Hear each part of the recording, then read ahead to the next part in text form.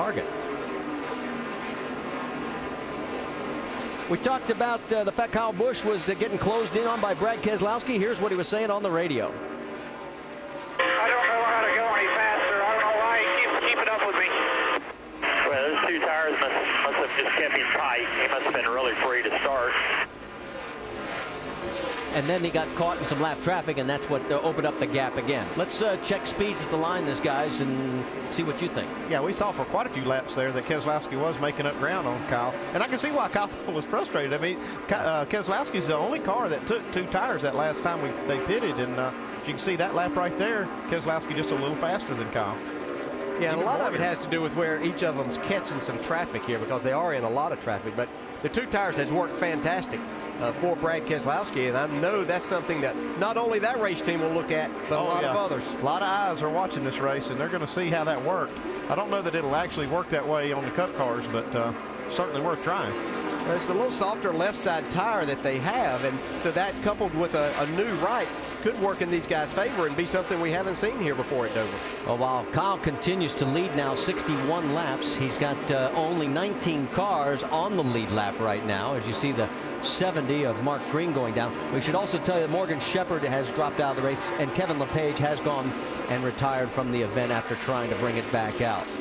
The lead is 1.6 seconds between Kyle and Brad Keselowski. On ABC tomorrow, it's the season finale of Desperate Housewives, and it'll have one fatal ending. ABC's Desperate Housewives season finale. It's tomorrow at 9 Eastern, 8 Central, right here on ABC. This race has flown by. We've had just the one caution. I know that's probably the kiss of death, but only for 4 laps. We've knocked down 77 so far, working lap 78. And Kyle Busch has now led over 500 laps at this track. And it's just an incredible phenomenon that he has been able to rack up. And he led 172 yesterday in the truck race. And there is Jason Keller, and Keller is second in line to get the lucky dog behind Brendan Gaughan. Gaughan's 20th, Jason 21st. They're both a lap down. And what does 500 starts mean to Jason Keller? I never really had aspirations of being the first to 500, but I'm honored to get that opportunity and to be part of that. But you know, I honestly in my heart hope there's 500 more. You know, I know that that's probably unrealistic, but this has been part of my life. Jason Keller is wearing a helmet and a driver's suit that commemorates some of his past relationships with sponsors. Had a lot of former crew members come over and say hello to him. One of the real good guys in the garage, and a lot of people rooting for him today. And caught a good break when that first yellow came out, because they thought they had a tire going down just at that time. Caution on the track right now, Marty. We're being told by NASCAR they've got debris on the racetrack. We're waiting to hear exactly where. So for the second time, the caution flag flies. Debris in turn 1. And you heard it there on the radio, and down into turn 1. So it'll tighten up the field, and now we will see another round of pit stops. Remember, the last time everybody came in was on lap 35, and now we are working lap 81. Colin. We'll see if anybody else tries that two-tire strategy. Have a good feeling that you'll see Keselowski take 4 this time, though. And we can tell you quickly that Colin Brown is going to be the Aaron's Lucky Dog recipient, as he was the first car 1 lap down in 19th position. So that'll give us 19 cars back on the lead lap. Waiting to see who will be the takers on the pit road, and I think you're right. We can be guaranteed the 22 is going to take 4, but I don't know. What would you do if you were some of these other cars trying to catch up to these Gibbs cars up front? Well, you got to try something, because they're definitely dominating, and that's probably why we saw Keselowski take 2. He's the point leader, and he's looking to get 5 points, and that might have been his only shot to pass Kyle Busch today, at least in the crew chief's mind, that that'd be a good way to get those 5 points, and it worked out for him.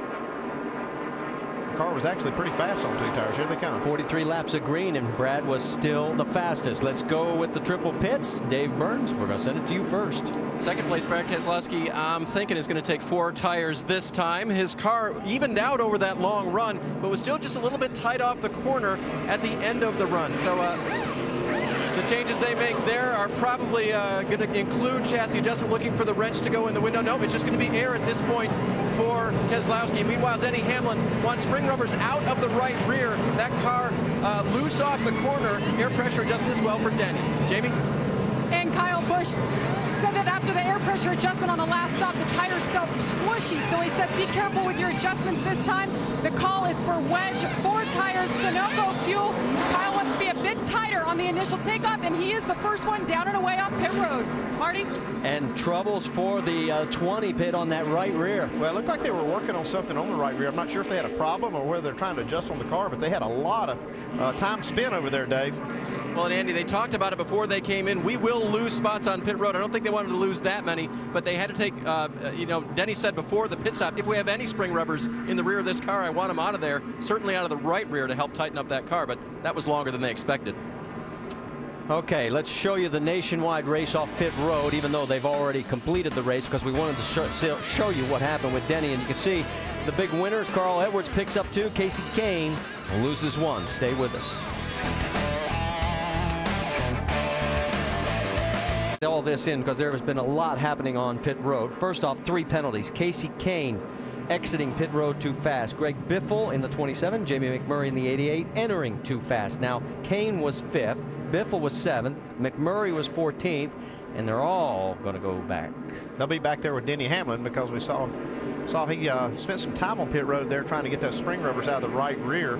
See how much time the crew spent getting that done. They made another pit stop though, Dave.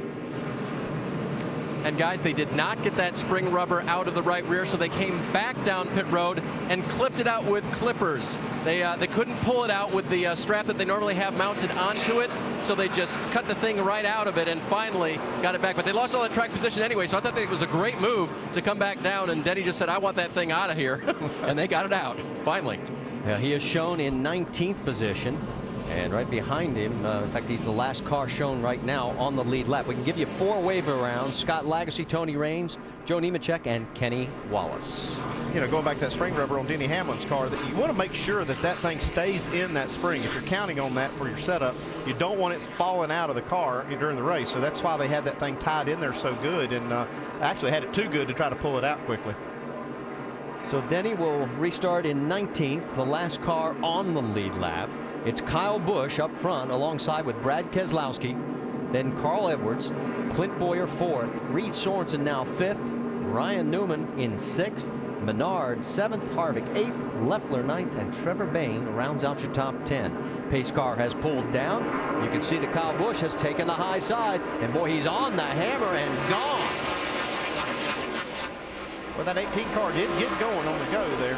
Well, he wasn't real good when he was up front either on the second restart. 22 car was not real good on that one. He wasn't good on this one, but Kyle Busch is flying right now. And here's a great battle as you've got Reed Sorensen and Clint Bowyer. That is for 4th, and here comes Ryan Newman trying to get into this mix. Yeah, we heard Reed Sorensen's car was real loose. As a matter of fact, they said a 9 out of 10 loose. So it looks like they've got it better because he's running pretty good against Clint Bowyer right here.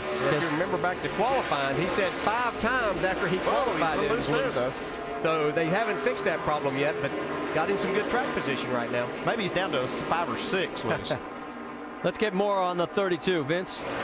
Well, they considered unhooking the sway bar, decided against that, but they threw a lot at it. Made track bar adjustment, wedge adjustment, air pressure adjustment, a little bit of everything. And here's Reed's description of the car. I mean, that would we'd lose all our track position if we did that bar. We can't fix it. I guess that's what we'll have to do. But I mean, it's just weird because the balance of the car is not really loose. It just anytime you try to drive the car, it gets a little pressure on that right rear. I mean, you can't even drive it. And I tried to pass that one car, and I mean, I don't know how it didn't wreck. If we get anybody on the outside of us, and it's, you know, 3 times worse. That's up where I can see struggle. Well, you see him there in the middle, and he was on the outside of that Clint Bowyer move to the inside. So Reed Sorensen still got his hands full, guys. Well, we'll keep an eye on that. But we'll also keep an eye on the fact that now Kyle Busch has opened up a full second lead over Brad Keselowski. A little bit further back, there's Michael Annett taking a peek underneath the 66 of Stephen Wallace. Now Annett is lap traffic. Here is the battle for 10th. Allgaier is going underneath Trevor Bayne. Yeah, these 2 young drivers have worked their way up here nicely so far in the first half of this race.